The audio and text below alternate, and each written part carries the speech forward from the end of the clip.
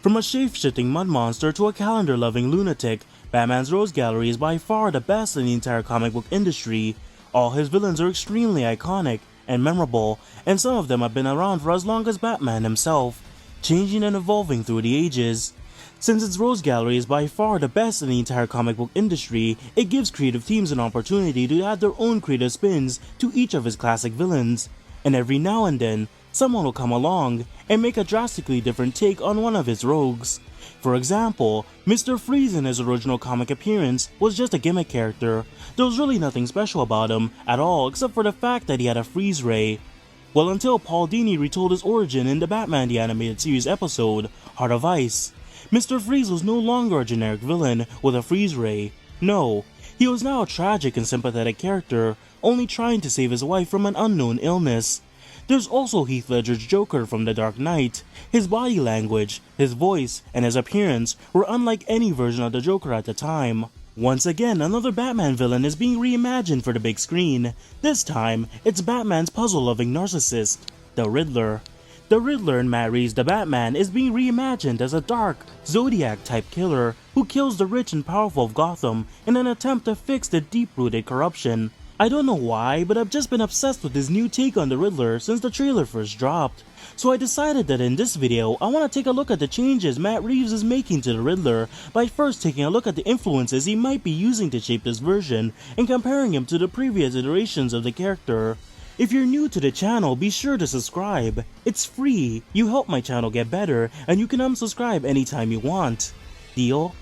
Alrighty then, thank you for clicking on the video, and let's get started.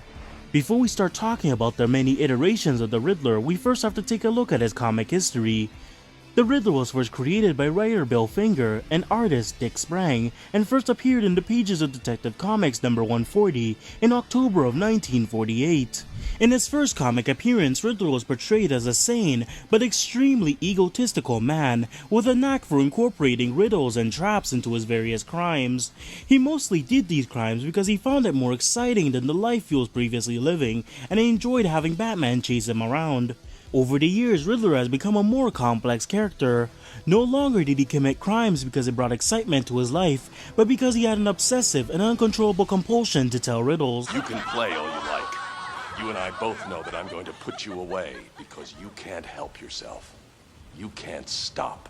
Couple that with his not so pleasant upbringing, and you can see how Riddler turned into a murderous, Saw-like criminal with an obsession with proving he's the smartest of them all. What is black and white and red all over? The first live-action Riddler was portrayed by Frank Gorshin in the Batman 1966 TV series. His version was not too different from how Riddler was portrayed in the comics at the time. He spent most of his episodes using riddles and traps to commit various different crimes around Gotham City, just like what the comic version did. This version of Riddler seemed to enjoy nothing more but to utterly make a fool out of Batman, laughing and cackling at the idea of him outsmarting Batman and inflicting pain upon him. Frank Gorshin gave us an extremely zany and really fun to watch performance as the Riddler. He even added some original elements to the character, like his maniacal cackle or his sometimes quick and high energy movements. However, despite his zaniness, you could still tell sometimes that this man was cunning and extremely intelligent, and sometimes I could just tell that this Riddler might actually have a darker side to him. This was thanks to Frank Gorshin's incredible acting, which allowed him to switch from zany to cold and calculated in a second. Just take a look at his incredible eye acting. It just makes you wonder what he's thinking, and if there's more to this man than we originally thought. Frank Gorshin's performance as the Riddler was so good in fact that it got him nominated for a Prime Emmy for Best Supporting Actor in a Comedy Series. Fun fact, the bowler hat and suit look that's usually associated with the Riddler was actually an idea from Frank Gorshin. The design came into existence because Frank Gorshin wanted an alternative costume to the one he was wearing previously. This was because he disliked the green spandex design that he usually wore for a lot of Season 1. Another fact, the phrase "riddle me this and riddle me that" was a phrase coined by Frank Gorshin's portrayal of the character, meaning that Frank Gorshin not only popularized the character, but also introduced aspects of the Riddler character that's still used to this day. Who the hell are you? Just a friend, but you can call me the Riddler. The next live-action Riddler wouldn't show up until 30 or so years later after Batman 1966. This time around, the Riddler was portrayed by Jim Carrey in Batman Forever. Jim Carrey's Riddler basically returned to how Frank Gorshin's portrayal was like, except this time around, Riddler was a lot more over the top and a lot more cartoonish. He was the type of Riddler that worked well for the type of film Batman Forever was. A fun and campy portrayal of the character that was fun for the whole family to watch. Basically, Jim Carrey's Riddler was just Jim Carrey in green spandex. What's wrong? Has your primitive brain given up and accepted that I, the Riddler, am better than you? The next big portrayal of the Riddler was introduced in the Batman Arkham series. If you ask me, Arkham Riddler is by far the most popular on-screen version we've seen so far. This version of Riddler is by far the most egotistical and compulsive out of every version I'm aware of, constantly attempting to outsmart Batman and beat him in a game of wits, believing that Batman is no better than the criminals he fights. This Riddler wants nothing more but to humiliate and kill Batman. He cannot stand the thought of someone knowing something he doesn't or being stupider than him. This version of Edward Nygma believes that all those who have lower intellect do not deserve to live, and only those who are smart can breathe the same air as him. You should be thanking me. Weeding out the ignorant, the stupid, the useless. But don't worry, I'm sure you would survive. This is perfectly reflected in his grand, saw-like death traps that any regular person would fail to solve. If you died from one of his death traps, then it was your fault for not being smart enough to solve it. Light as a feather, yet no man can hold it long. What am I? The next live-action Riddler was portrayed by actor Cory Smith in the Gotham TV series. I believe that this version of the Riddler best showcases his compulsion to tell riddles, always asking questions even if the situation didn't call for it. His awkward and nerdy personality made him a subject of annoyance among the police force. He had a compulsive need to become the Riddler, but also tried to fight his inner temptations. He spent most of the series trying to figure out his true self, whether he was a master criminal, the Riddler, or the forensic investigator Edward Nygma. Eventually, he did accept his identity as the Riddler and vowed to make Gotham bow down to him. His Riddler was less over the top compared to the previous live-action incarnations. The same could be said for his traps, which were a lot less elaborate and more grounded in reality. You're part of this too. Now that finally brings us to Paul Dano's interpretation of the character in Matt Reeves' 2022 film, The Batman. Matt Reeves has already stated that this version of the Riddler is unlike any version we've seen so far. Paul Dano plays a version of the Riddler that no one has ever seen before, and it's really exciting. He's such an incredibly creative actor, and so what he is doing, I think, is going to blow people's minds. Thanks to footage of him from the trailer, fans have been able to deduce that this Riddler's two biggest influences is the real-life killer, the Zodiac Killer, and John Doe from David Fincher's 1995 film, Seven.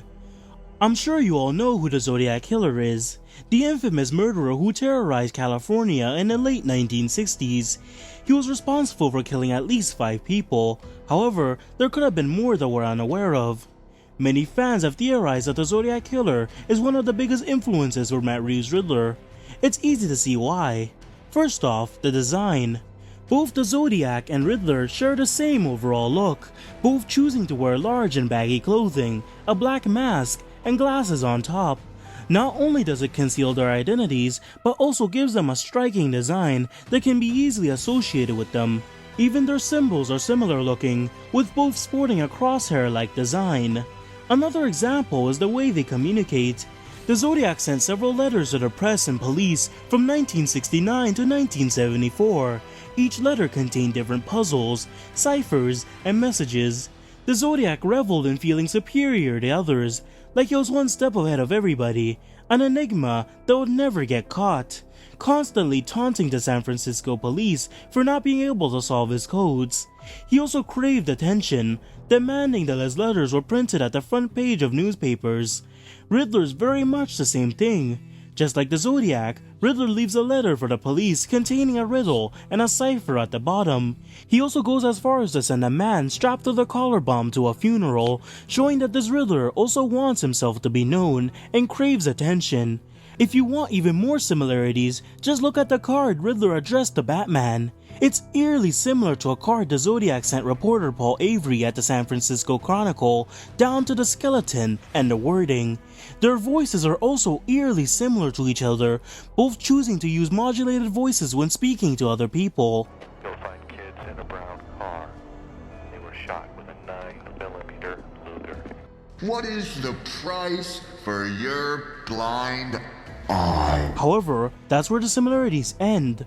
Unlike Riddler, Zodiac targeted random people and really had no pattern for who his victims would be, while Riddler is very clearly targeting big-shot political figures in Gotham. This is where the John Doe influence comes in. John Doe in the film Seven was tired of how corrupt and selfish people had become, so he decided to target specific individuals in a calculated and planned manner. Each one of his victims represented one of the 7 deadly sins, and each one of them were killed in a unique way in accordance to that sin.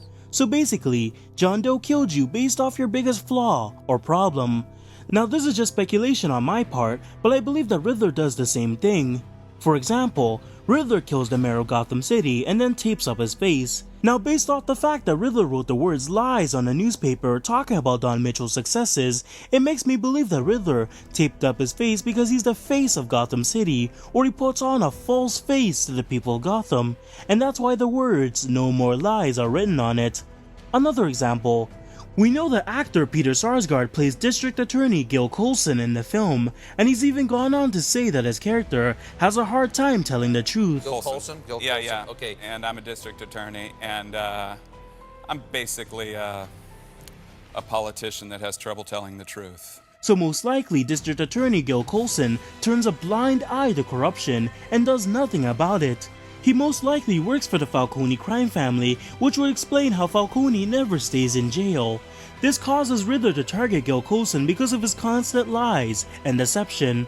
Riddler even tapes up his mouth to stop him from lying and makes him take up an oath, swearing to only tell the truth and nothing but the truth.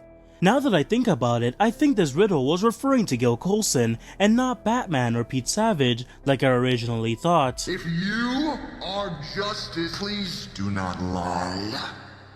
What is the price for your blind eye? Unlike the previous versions of the Riddler, who did their crimes because they found it exciting or to prove their own intellect, Paul Dano's Riddler does his crimes because he's trying to fix Gotham's corruption and uses Batman as the way to accomplish that.